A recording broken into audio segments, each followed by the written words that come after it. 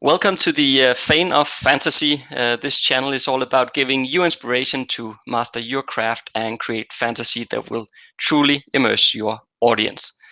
So today we are doing another world building video, and today I'm joined by Richie. So maybe you will say a few words about yourself, Richie. Hello there, everyone. My name is Richie, as Jesper said. I'm from a place called Liverpool, which is why I've got a very strong accent. And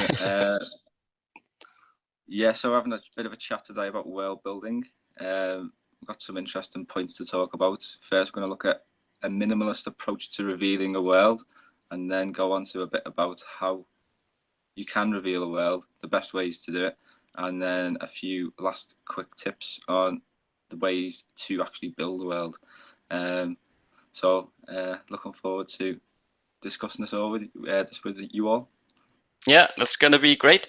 I've had quite some interaction over time with Richie in our Facebook group as well, so I know him a bit from there already, and I should also just mention that I'm kind of recovering a bit from a cold here, so I will try to mute myself if I have to cough. But for you guys out there watching, if I'm too late, then sorry for coughing in your ear, but I'll try to avoid it.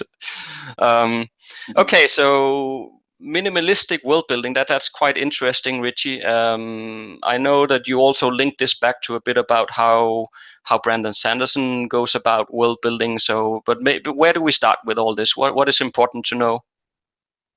Well, it's something that cropped up a few months ago during an Ask Me Anything session on Reddit, and I'll read this statement out, and people can see what they think of it. This is what a commenter put to me to answer. As he said, modern fantasy seeks smallness in view, in scope, in characters. Readers want a quick 20-page epic, preferably in a single house. So I was quite intrigued by this, and I always try and have a little think about the reasons for why readers want this kind of thing.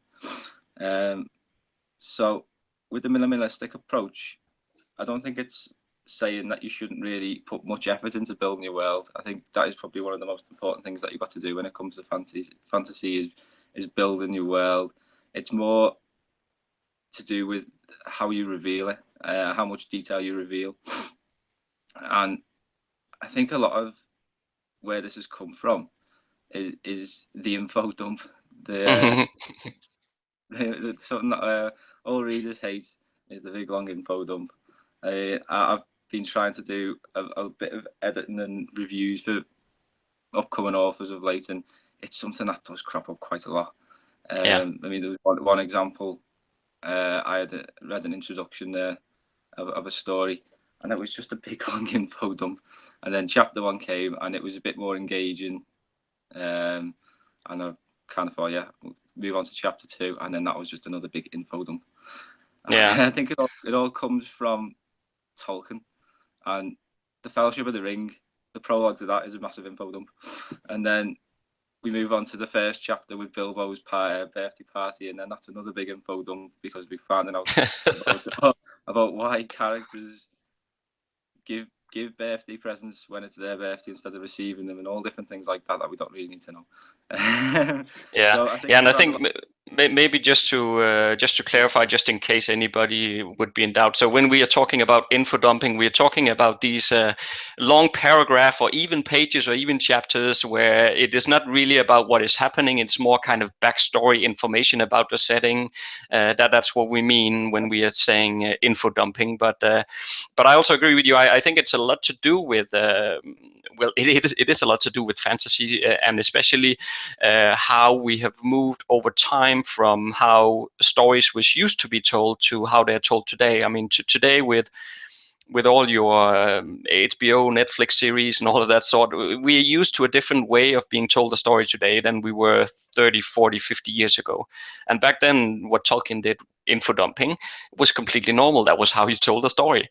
But it's kind of, it has shifted over time, and that's why I guess some of us who love fantasy a lot, when we read Tolkien stuff, that's kind of how we are well, I guess some of us, at least, we've grown up reading these stories, so we think that this is how it's supposed to be, and then we'll start writing him like that. But as you said, it's probably not a very good idea.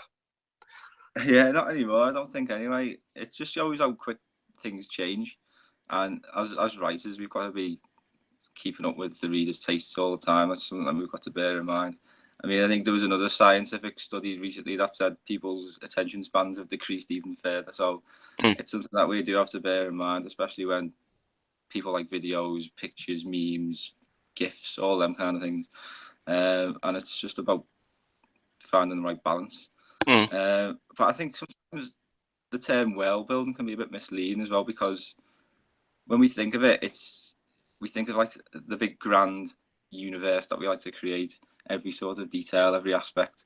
I think it can be a bit misleading, because really what's the most important thing is the story, and the world building that should be done should be relevant to the story, and the world should be built around the story.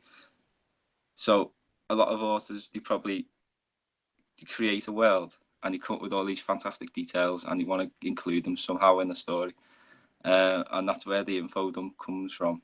You sort of get a bit excited. I mean, I've done it myself. I've recently gone back to reviewing the first chapter of my work in progress, and it's 12,000 words long, which is just a ridiculous amount for a first chapter.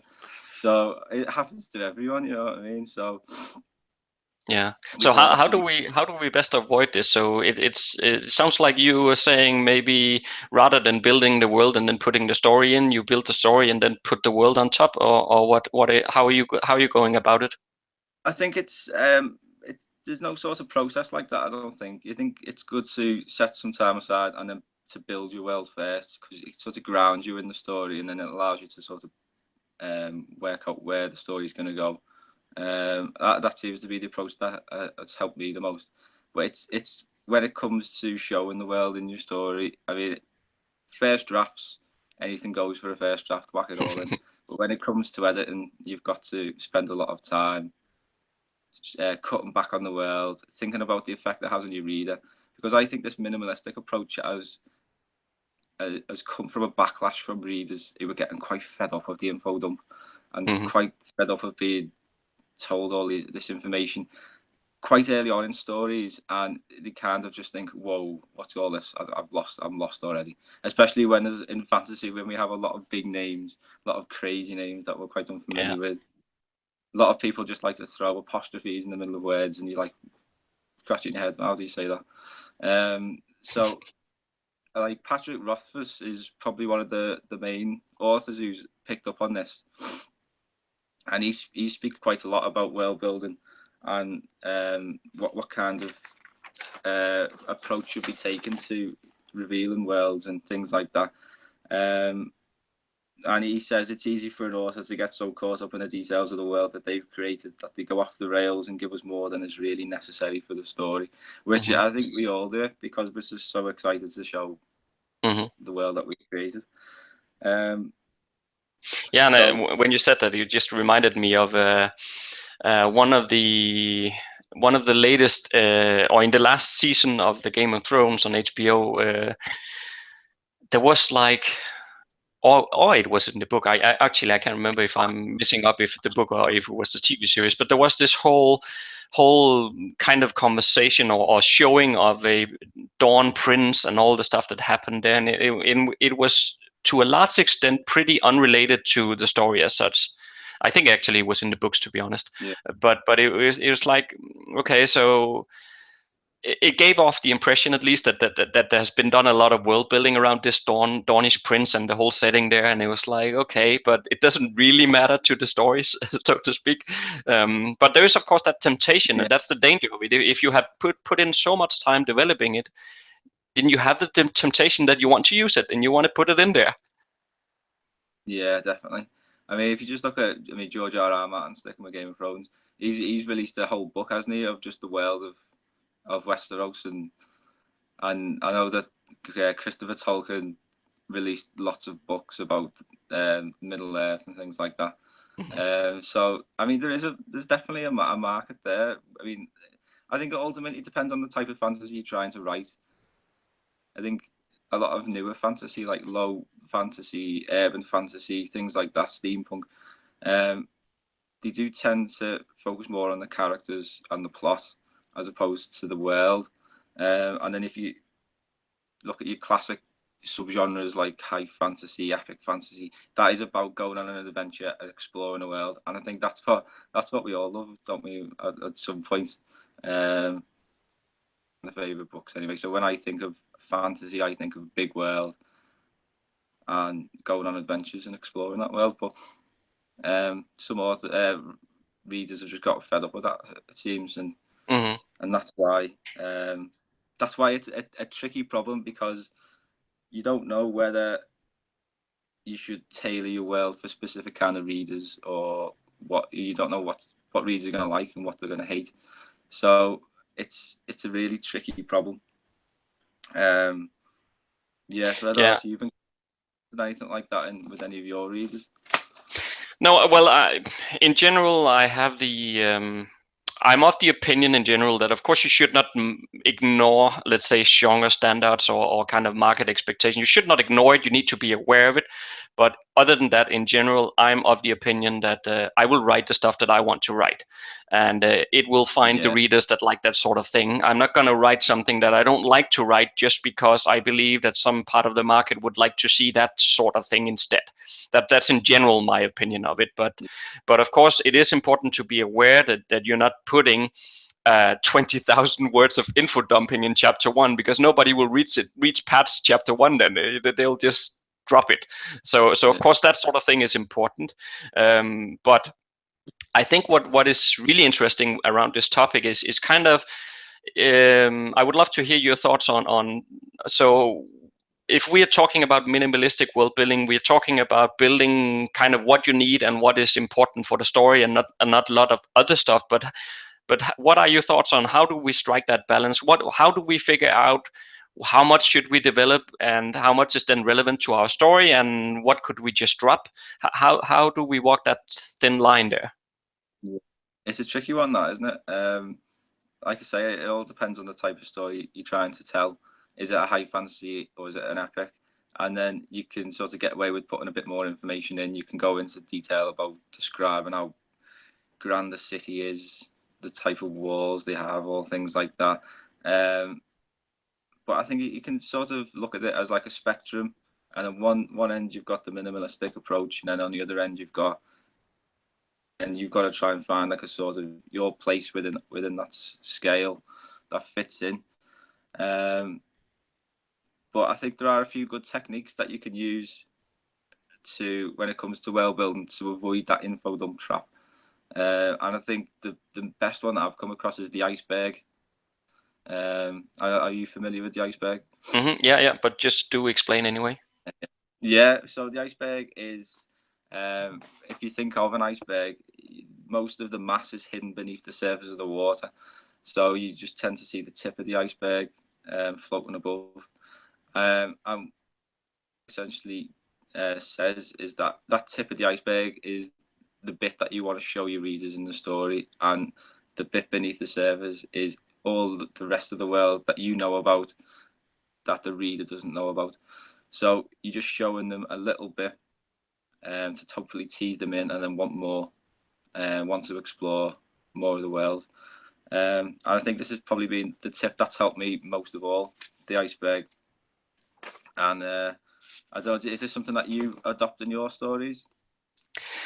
Yes, I would. I mean, I have a ton below the surface that has never made it into the book because it really wasn't relevant. But on the other hand, I also think that there is some value in the fact that you do spend the time developing that stuff, because it grounds you in your own setting and you get a better grip and understanding of your own setting, because you have gone through the work of developing it in much greater detail than you probably need.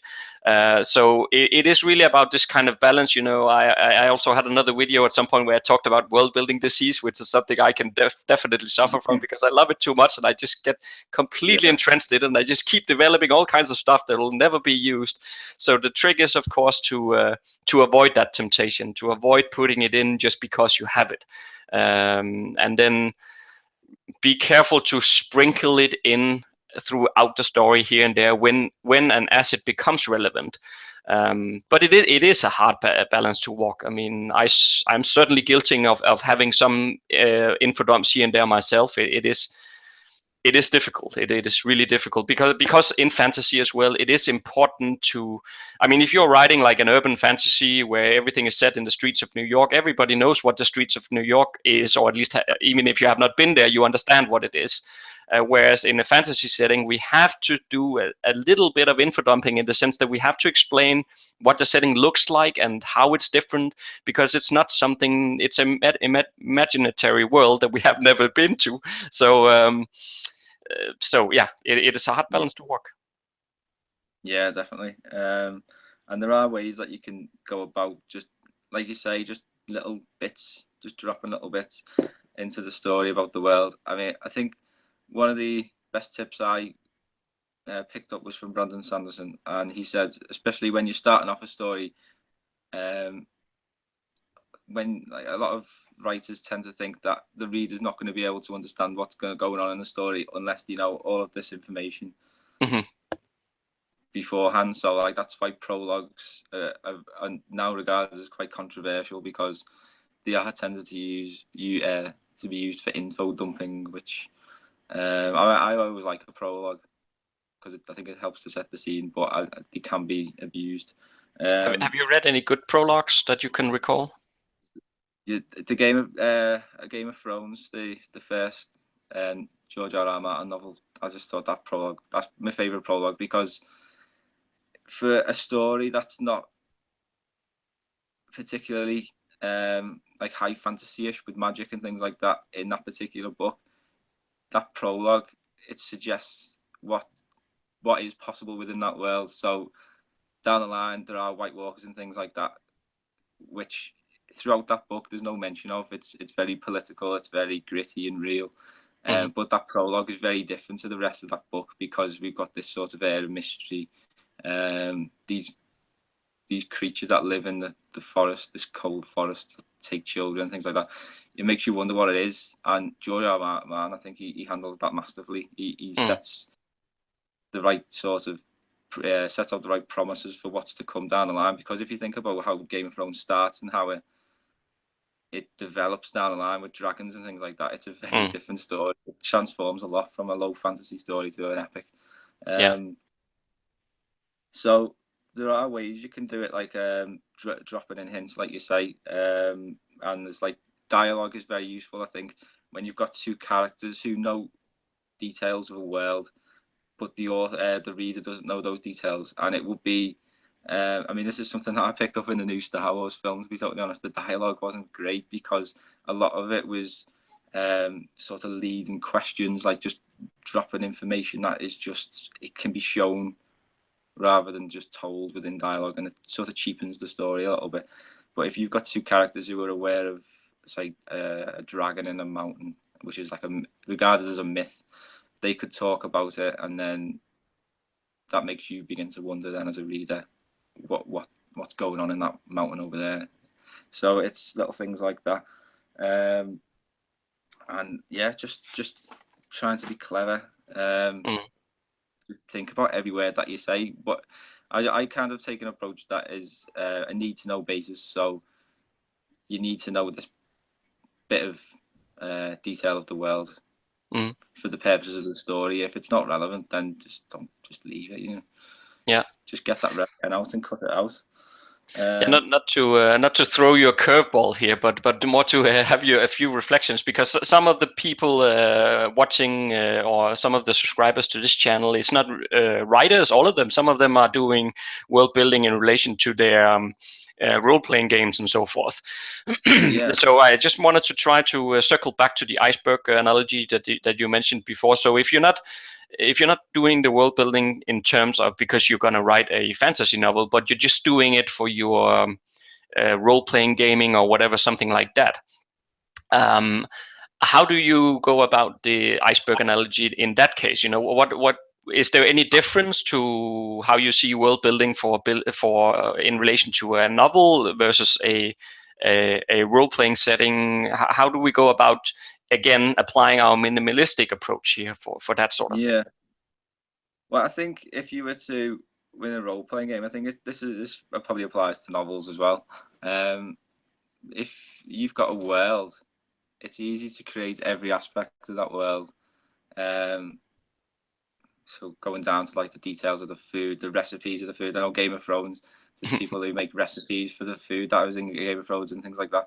And if you were to go into detail of every aspect of that world, then it's just going to be unworkable, to be totally honest. A book would be thousands of pages long, and a role-playing game, it'd just be like living a second life, essentially, because of all the different things that you'd be going through, which is good. I suppose that's what people do it for.